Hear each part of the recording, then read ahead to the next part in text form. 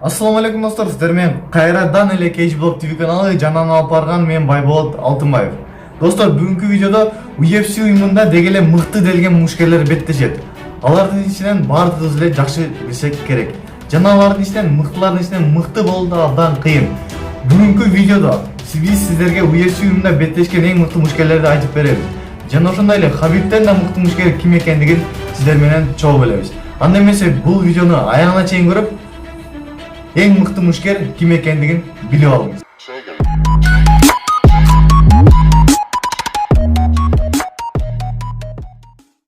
Достор, бүгүнкү видеонун спонсору AdNexBet компаниясы. Описанияда ссылка аркылуу өтүп, AdNexBet'ин официалдуу сайтында каалаган командаңызга же болбосо каалаган мушкериңизге акча коюп, алар менен биргеликте акча утуп алсаңыздар болот. Ссылка ар дайымкыдай описанияда. Видеону баштардан алдын каналга подписаться баскычын басууну басыңыздарды суранып кетебиз. Жана ошондой эле видео жаккан болсо лайк басыңыздар. Биздин топту Конор Макгрегор ачып берет. Бүгүнкү күндө эң бай мушкерлердин бири болуп турган Конор Макгрегор. Өзүнүн стили менен дүйнөгө атагы чыккан, жада калса ММАге кызыккан адамдар да Конорду ким экенин билет. Ооба, Конордун жеңилген беттештери абдан көп. Эң мыкты мушкерлердин катарына бул мушкер кошулбаш керек. Эле ошондой болсо да, эң мыкты мушкерлердин катарына кошконубуздун себеби бар. Бул мушкер өтө көп рекордторду коюп, болушу мүмкүн эмес делген ийгиликтерди багындырган. UFC уюмунда эң биринчи болуп 2 салмакта категориясында чемпион болгон жана тарыхта биринчи болуп жеңилбеген боксчу менен беттешкен. Мындан сырткары, UFC уюмуна эң көп киреше алып келген мушкер жана ар бир беттешин кызыктуу кылып өткөрөт. Дал ошол себептен бул мушкерди аттап өтүп кете алган жокпуз.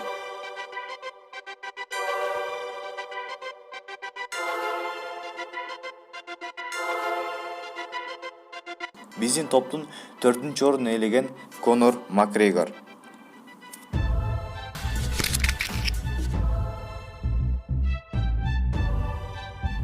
Тони Фергюсон.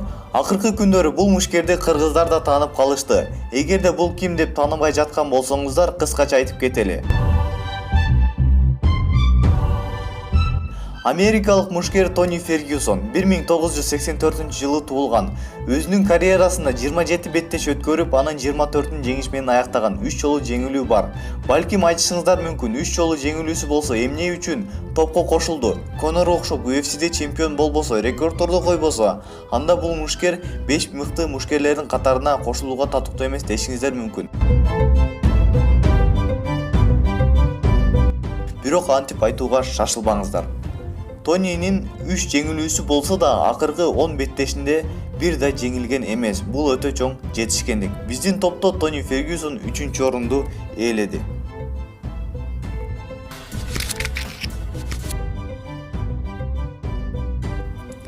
Хабиб Нурмагомедов, Россиянын жеңилбес мушкери. Бул мушкер 27 жолу профессионалдуу беттеш өткөрүп, бир да жолу жеңилген эмес.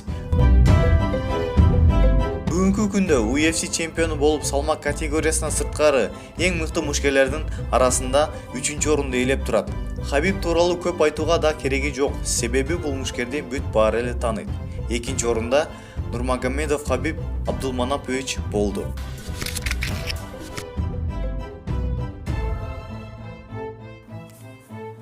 Азыр көпчүлүгү 1-чи орунда ким экен деп таң калып жатышса керек. Бирок UFC'нин фанаттары эч-ак эле ким экендигин табышты. Анда эмесе биздин топто 1-чи орунду ээлеген дүйнөнүн эң мыкты мушкерине токтолуп кетели. Даниэль Карми аттуу мыкты жеңилбес мушкерди бир жолу эмес, 2 жолу катарынан жеңген мушкер бул Джон Джонс. Бул мушкер биздин топто 1-чи орунду алгандыгынын бир канча себеби бар. Жана 1-чи орунду алып Хабибтен да жогору турганга татыктуу Джон Джонс бир канча жыл ичи салмак категориясынан сырткары UFC'нин мыкты мушкери аталып турган. Бүгүнкү күндө UFC'нин жарым оор салмак категориясынан чемпиону.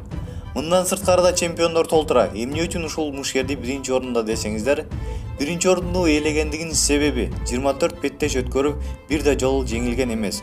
Ошондо да Хабиб 27 беттеш өткөрүп, бир да жолу жеңилген эмес. Эмне үчүн Хабибтен жогору турат дегендер албетте болот. Эмнеге Хабибтен да мыкты экендигинин себеби бар. Биринчиси, Джон Джонс UFC'нин эң жаш чемпиону деген наамга ээ болгон. Мушкер 25 жашында 2010-жылы UFC'нин жарым оор салмагында чемпион болгон. Бүгүнкү күнгө чейин бир да жеңилбей келет. Жада калса, жогоруда айтып өткөндөй, Даниэль Карми аттуу жеңилбес мушкерди да 2 жолу катарынан жеңген. Дагы бир мыкты сапаты бул Конор менен Хабибти бириктирип бир мушкери жасап койгондой, себеби стойкада Конордой мушташып, ал эми партерде Хабибтей күрөшөт. Дал ошол себептен бүгүнкү күнгө чейин эч кимге жеңилбес эмес. жеңилген эмес. Эмне үчүн Джон Джонс UFC'нин эң мыкты мушкери экендигин түшүндүрө алдык деген ойдобуз. Бул видеону досторуңуз менен бөлүшүп кетиңиз. Жана ошондой эле видео жакса лайк басып, каналга катталууну да унутпаңыз. Комментарийге ой пикириңизди жаза кетиңиз. Сиздер менен Байболот Алтынбаев болду. Кийинки видеодон көрүшкөнчө аман туруңуз.